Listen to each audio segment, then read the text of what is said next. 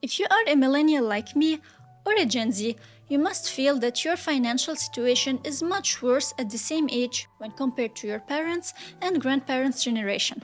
To make matters worse, you now have to pay taxes on everything. You even pay taxes to keep the Ponzi that retirement benefits have become, while you know you will never get any. You want to rent a nice apartment, for example, near to your workplace? Unfortunately, it's too expensive. And you end up in a dump an hour away from your job. You even pay taxes to hear the media mock you. But why did recent generations' living conditions deteriorate? In fact, it has accelerated in the last 20 years. One of the most significant changes in the economy occurred actually in 2008, and this is when the global financial system nearly collapsed. To put it simply, two main solutions were used to save the markets: the massive injections of liquidity and the close to zero interest rates. Politicians discovered an endless source of GDP growth with these two magical buttons. Recessions are no longer happening. The problem is that the recessions play a very specific role. According to Schumpeter, the process of liquidation and reallocation of productive resources that occurred during a recession is not only essential, but also it's required for the long-term development. Recessions drive out businesses that are no longer fit for the times.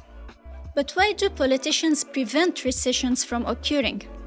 It's because no politician will be re-elected if there is a recession during his tenure. However, when politicians do this, so when they prevent recessions from happening, economic sclerosis results. There are many zombie businesses that should have long since vanished. What is the problem with zombies? When they bite you, the disease spreads. And the zombie firms employ zombie employees who are working tirelessly to keep the world as it is. Maybe you can guess now where I'm going. The rise of zombies coincides with the rise of another phenomenon that has become a meme, the OK Boomer. And here lies one of the cornerstones of Bitcoin and crypto. Bitcoin is actually too complex for boomers. They have no way of understanding anything when they can't even send a video on WhatsApp. They can't even find the like and subscribe button on the YouTube video anymore. So if you aren't a boomer, please like, subscribe, and leave a comment. Bitcoin is in fact a new social contract.